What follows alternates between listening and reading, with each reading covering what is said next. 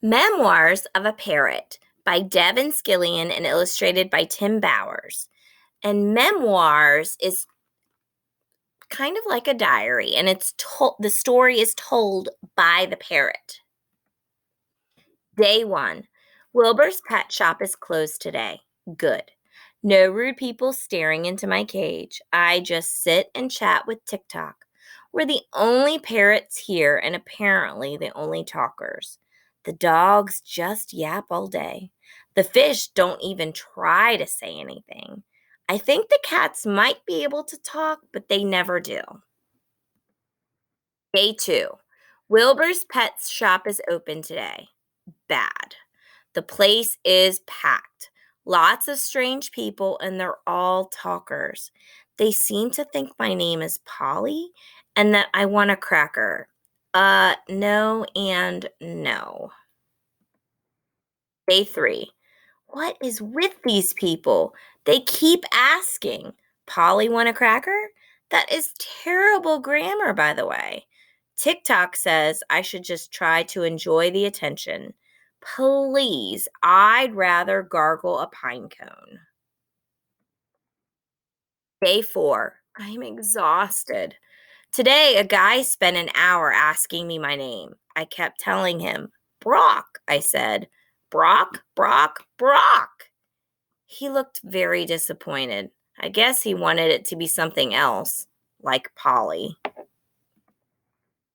Day 5. He's back. His name is Todd, and he won't leave me alone. TikTok says one day I may have to go home with Todd. Yes, apparently I'm for sale. That's a heck of a thing to find out. Go home with Todd? Please, I'd rather eat a pile of stinkberries. Day 6. TikTok was right. Todd handed Wilbur some money and is taking me home. This is terrible. TikTok says I need to keep an open mind and that it could be very nice. Maybe Todd lives in a beautiful rainforest with lots of bananas and butterflies. So that could be cool. Day 7. Nope. Todd lives in a tiny house near a freeway. No bananas, no butterflies, and guess what he does first? He gives me a cracker. Seriously? Even worse, Todd is learning to play the ukulele. He sounds horrible. Do I have to stay here? Please. I'd rather kiss a rattlesnake. Day 8. Todd gave me another cracker today. And just as I was about to throw it back at him, I realized that there's a toaster right next to my cage. When Todd wasn't looking, I dropped the cracker into the toaster and then snatched it out of midair when it popped back up. These things are actually pretty good when they're warm. Day 9. Todd came in today with another cracker. He said, say thank you. So I did. Croop, I said. No, he said very slowly. Thank you.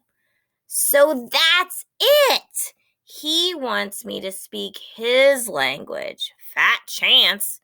Croup, I said. He sighed and sat down to play his ukulele. A10. Here we go again. Todd has his language and I have mine. Only it's worse now because he's decided my name is Echo. Echo, he says. Brock, I say. Echo, Brock. Echo, Brock. This goes on for hours. Dude, give it up. Day 11. Today, Todd took me back to the pet shop. While he complained about me to Wilbur, I complained about him to TikTok. It's awful, I said. He won't even learn my name. But you've got a nice cage? Asked TikTok. Yes, very nice, I said. And he keeps you warm and dry? Yep, I said, warm and dry. And he feeds you? Yes, I said. Toasted crackers, some figs. Pretty good. TikTok said, he sounds nice. Maybe he's not that bright. He can still be your friend. Please, I'd rather wear a sweater made of ants. Day 12. So get this. After 2 hours of Todd's English lessons, he says, Echo, maybe you're just not that bright. What? Not that bright? I speak 17 languages. I can name all the moons of Jupiter. I can count to a zillion backward, twice. Todd said, It's okay, Echo. You can still be my friend. Keep your fingers away from my beak, pal. That's all I can say. A13. Todd gave up pretty quickly today. It's pretty frustrating. He's learning his ukulele, but he doesn't really want to learn his parrot. His loss. I'm not saying anything. My beak is sealed. Day 14. I'm sitting here eating a fig and listening to Todd play. He's actually getting pretty good. I know. Music and figs, how can I complain? But Todd either needs to learn to talk like me or he can take me right back to Wilbur. I could explain this to him, but please, I'd rather set my feathers on fire.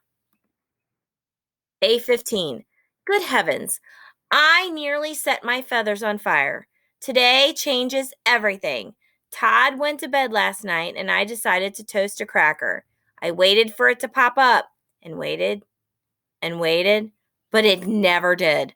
Suddenly, a lot of smoke started pouring out of the toaster. There was no keeping quiet any longer. Todd, Todd, Todd, I hollered. He woke up, smelled the smoke, and just ran out of the house. Sure, save yourself, I thought. The toaster just kept belching smoke into my cage.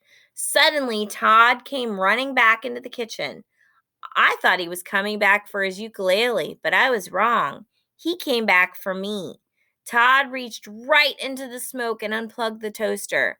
He grabbed my cage, took me outside, and started fanning fresh air at my face. He'd saved me. I couldn't believe it, but he'd saved me. He pulled me out of the cage and said, Echo, are you okay? Are you? Are you okay? What else could I do? Thank you, I said. He looked at me and leaned closer. What? Echo says thank you, I said. Tears welled up in his eyes and a huge smile took over his sweet, goofy face. You're welcome. You're so very welcome, he cried. Then Todd said, You're smarter than I thought. I said, You're a lot smarter than I thought. He wiped the soot off my face. That was nice. He sat me on his shoulder and we watched the moon come up while we waited for the smoke to clear. Things are different for Todd and me. He's still playing that ukulele, but now he plays and I sing in his language, and that's okay. He can still be my friend, my best friend. Todd and me, we're staying together for keeps. Please, there's nothing I'd rather do.